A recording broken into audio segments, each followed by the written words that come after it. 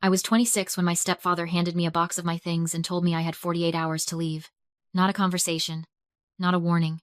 Just a cardboard box sitting on the front porch when I pulled into the driveway after a double shift at the hospital where I worked as an administrative coordinator. My name, Nadia, written in black marker on the side like I was storage being returned. My mother stood behind the screen door, arms crossed, not quite looking at me. "Marcus thinks it's time," she said, her voice thin as paper. "You're old enough to be on your own." Marcus, her husband of 4 years. The man she'd chosen, clearly, over me. I stood there in my scrubs, car keys still in my hand, staring at that box. Inside it, a few framed photos, some old journals, my grandmother's ceramic teacup. Everything else they'd apparently decided wasn't worth packing. "And Renee?" I asked quietly. My mother's jaw tightened. Renee was my stepsister. 24 years old, never paid a bill in her life. Currently asleep upstairs in the bedroom that used to be my grandmother's.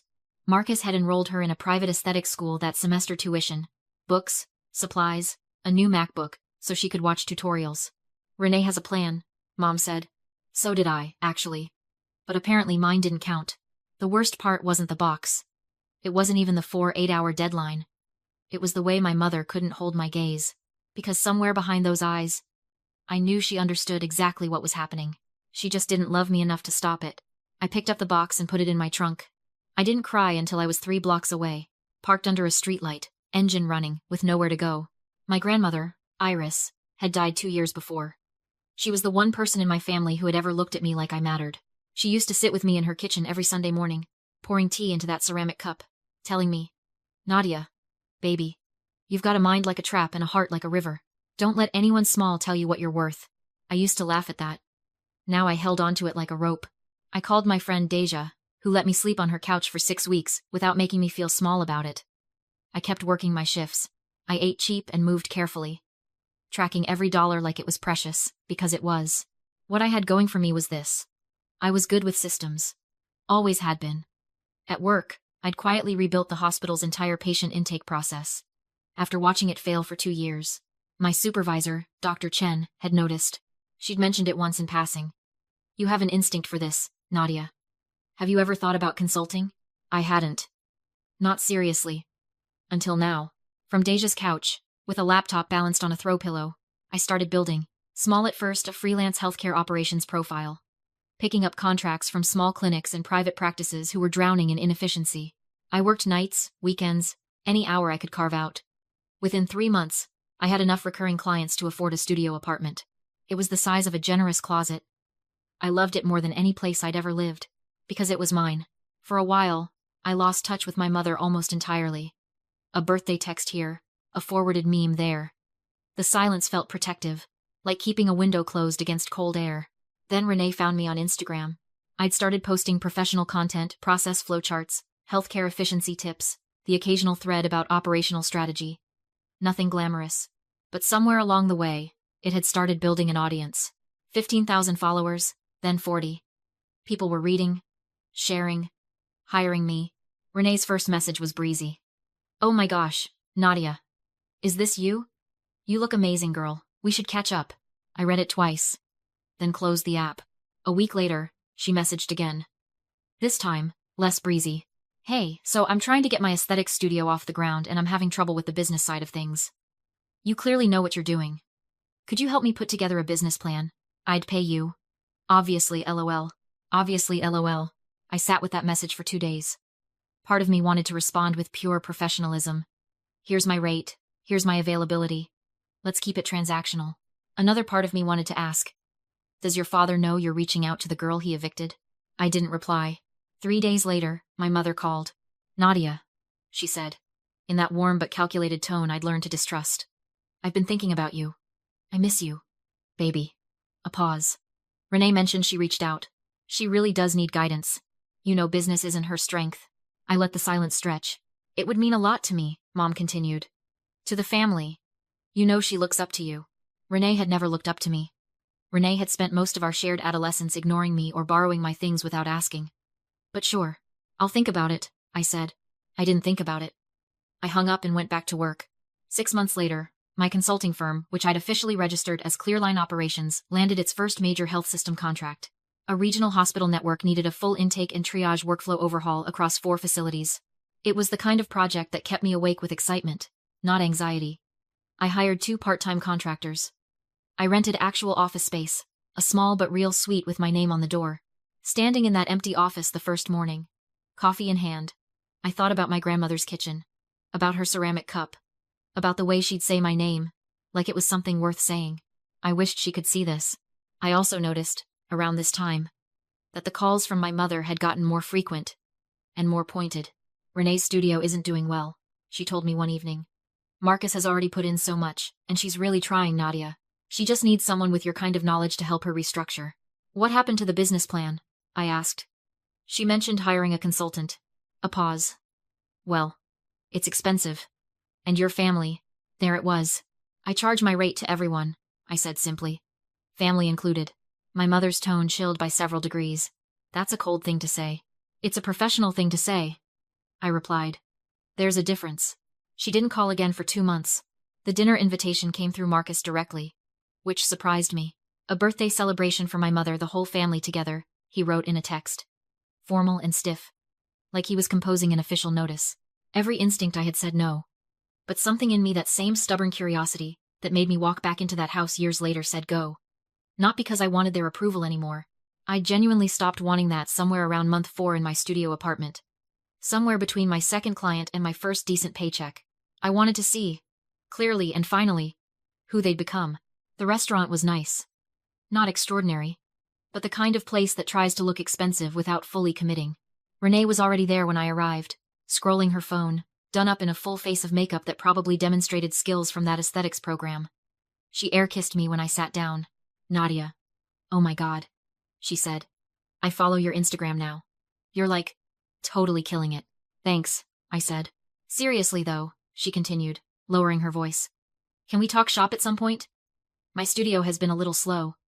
I feel like with your brain and my talent, we'd be unstoppable. I smiled politely. I'm pretty booked at the moment. Marcus arrived next, then my mother on his arm, wearing a dress I didn't recognize, smiling the way she smiled when she wanted things to feel normal. She hugged me longer than usual. My Nadia, she murmured. I'm so glad you came. Dinner was pleasant on the surface and loaded underneath, like most family meals I'd ever attended. Marcus asked about my company in that particular tone men use when they're expecting to find something unimpressive.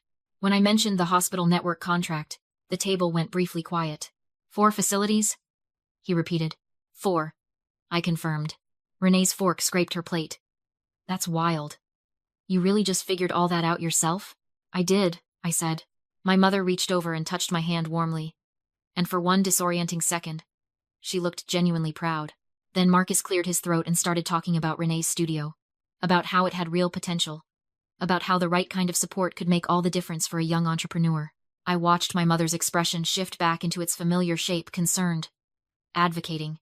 Focused on Renee, and understood, clearly, that the hand touch had been a prelude, softening the ask. I'm sure Nadia would love to weigh in, Marcus said pleasantly, looking at me. Offer some professional insight. I don't do pro bono work, I said. Calmly. Pleasantly. The table went still again.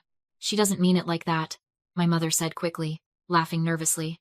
I do, actually, I said. But I'm happy to give Renee a referral to someone good. Marcus set down his fork. We're asking you to help your family.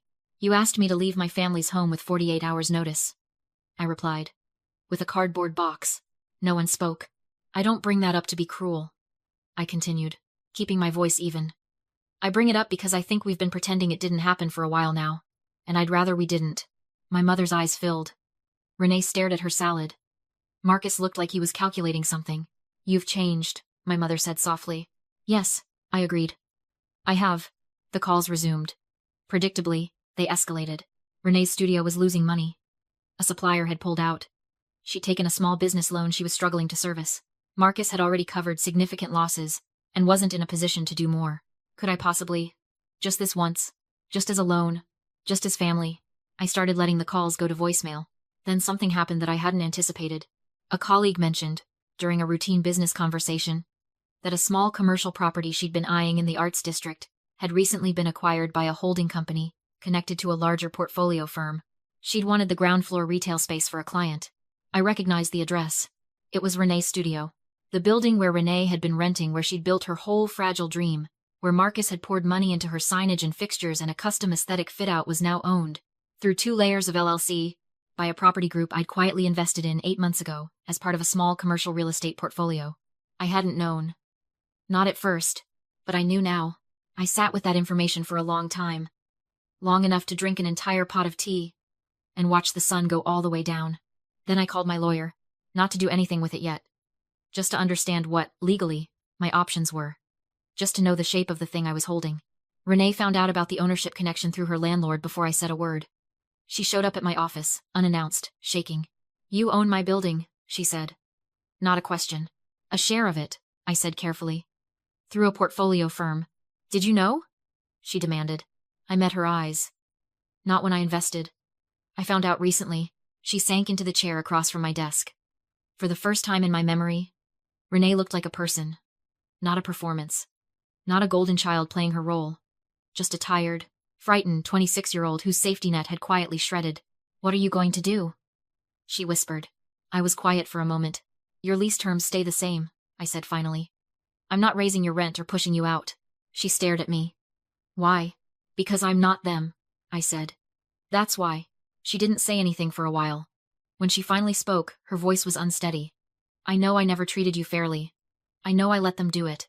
It was easier to be on the winning side." "I know," I said. "Do you hate me?" I considered the question seriously. "No," I said. "I think you've just never had to be brave before. It's not the same thing as being bad."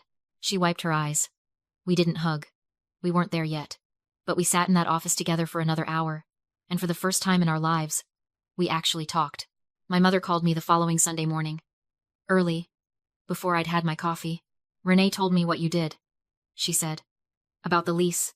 I waited. "That was generous, Nadia." A long pause. "You didn't have to do that."